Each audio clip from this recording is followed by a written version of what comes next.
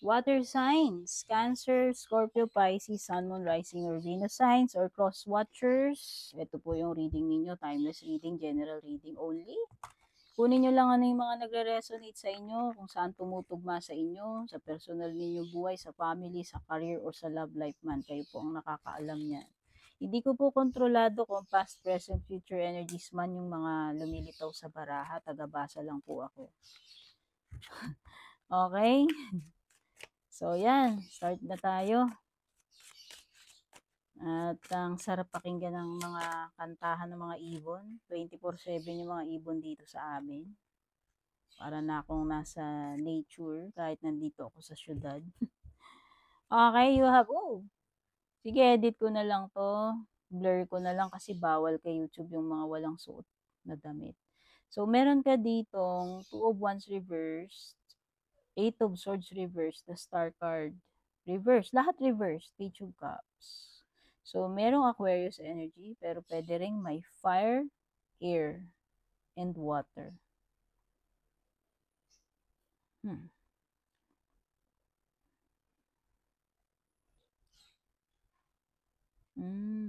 Okay. Huwag kayong mawalan ng pag-asa, dear, kung wala pang improvement dito sa situation ninyo. As long as may buhay, may pag-asa. Kasi nakikita ko dito parang napofrustrate kayo kasi pwedeng hindi ninyo magawa yung gusto ninyo or hindi kayo makaalis dyan sa kinaroroonan ninyong place or situation or alam mo yon, wala kayong freedom or wala kayong lakas ng loob, kakayahan. Sa relationship man yan, sa career, or kung ano mang situation yan, kinalalagyan ninyo. Meron ditong parang nawawala na ng pag-asa. Dapat pa ba akong maghintay? Dapat pa ba ako umasa? No? Parang ganun yung energy. Nawawala ng inspirasyon, nawawala ng gana, ng motivation, nadadown eh. So, ang negative ng mga napipick up ko energy dito, which is hindi lalo makakatulong sa inyo yan, water signs. Dapat mag-think positive kayo. Meron din ako nakikitang mga delays dito, especially when it comes to sa mga pinaplano mo gusto mong gawin, sa mga messages or pakikipag-usap, communicate. Meron din ako nakikitang delay when it comes to pag-alis o pag-abroad man yan or paglipat, basta pag-alis eh. Oo. Meron ditong mga plans na possible na matenga or hindi maging successful yung outcome, hindi maisagawa o masimulan kasi nga parang may some kind of hassle or delay.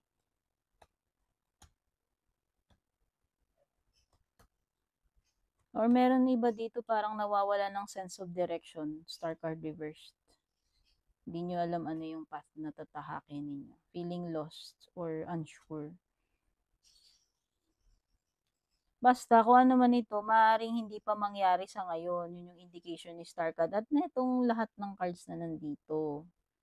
So, ang nakikita ko lang dito is have faith and be patient kasi lagi naman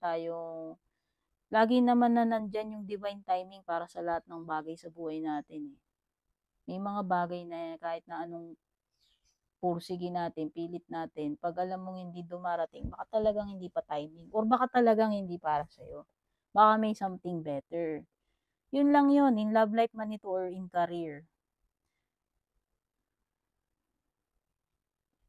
Kasi parang meron ako ditong desperate energy na nasisense dito sa dalawa. Parang nakuhopeless. Ano ba yan? Hanggang ngayon, ganun pa rin. Hanggang ngayon, ganito pa rin buhay ko. Alam mo yun, hanggang ngayon, di pa rin ako nakakajowa, nakapag-asawa. Kailan kaya makakapag-jowa pa ba ako? Makakapag-asawa pa ba ako? Makakapag-upload pa ba ako? Yung mga ganun. Okay, feel ko lang. Ano ba to? Daming notification. Sorry ah. Meron na naman nag-i-spam dito na babad trip ako. Hindi ko na mute. Sorry naman, lagi ko minumute yung phone ko eh. Baka sign yan pag tunog ng tunog. Yun lang. O yung iba dito baka napo-frustrate kayo sa relationship ninyo, kung saang direction pumupunta. Parang yung iba dito, baka unsure na kayo, ano ba to? Parang ang labo naman nun itong kakonek ko, nung jowa ko, parang hindi na ako sure kung ano bang direction ba talaga po patutunguhan nito o may patutunguhan pa ba to? Magbabago ba tong relationship namin or magbabago pa ba 'tong person ko? Parang may mga gano'n, eh. Parang nawawalan tuloy ng pag-asa, alam mo 'yun? Pero sabi ko nga, 'wag mawalan ng pag-asa, okey? O yung iba dito baka LDR kayo kaya naman kasi ang hirap. Eh, alam ninyo yung pinasok ninyo LDR kayo, eh, dapat naiintindihan ninyo isa't isa. Gano'n naman ang relationship, 'di ba? Hindi yung nagbibilangan na, "Uy, nakarami na ako ng ano, effort dito." Hindi gano'n, eh. Ako kasi hindi ako gano'n magmahal, eh. Kung sino yung nakakaunawa, kung sino yung makapagbigay, gano'n yun.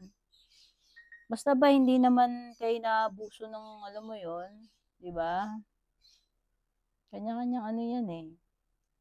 Adjustment period dear, tingin-tingin ko lang, try ninyo, 'pag na-try niyo na maraming beses hindi nag-work, o dun mo sabihin, at least you've tried. Kaysa yung naging pessimistic ka, naging negative ka. Okay, pero nakikita ko dito if ever man, makakalaya ka pa rin kasi baliktad yung Eight of Swords. So, naging stagnant man yung career mo, yung kabuhayan ninyo, halos di umuusad, o yung relationship ninyo naging ganito, nakikita ko na magkakaroon ng makaka-break free ka dito, eh. Hindi ka forever na ganyan. Hindi kayo forever na ganyan. It's just a matter of divine timing lang talaga.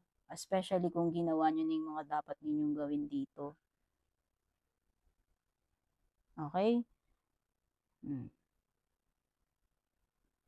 By the way, pwedeng may offer sa inyo pero ito turn down. Could be na may dalawang offer with the Two of Wands, Page of Cups. Yun na nga, kaso baka i-turn down, i-reject. Kayo yung ma-reject o i-reject ninyo yung offer sa inyo. Or ma-miss ninyo yung opportunity. Kasi nga parang may some kind of delay when it comes to transactions, communications, traveling. Okay, so far yun yung mga messages na na-pick up ko rito. Thank you so much for watching. Don't forget to subscribe, like, follow. Pa-leave na lang ng comment, reaction, pa-share kung nagustuhan nyo, nakarelate kayo. At shout out, maraming salamat sa mga nag-avail ng membership subscription, nagpapadala ng Star Super Thanks, mga nag-avail ng private readings, mga palaging abangers. Private reading, palagi naman nakalagay sa description yung link papunta sa Nag-iisa at official Purple Team FB page, yung may blue check sa kanan. Pag wala pong blue check sa kanan, yung Purple Team FB page, hindi po ako yun. Yun po yung mga fake na nagpapanggap na ako. Kung balak nyo mag-book, mag-inquire, kayo po yung mag-message sa akin doon. Take care, God bless, love you all, bye.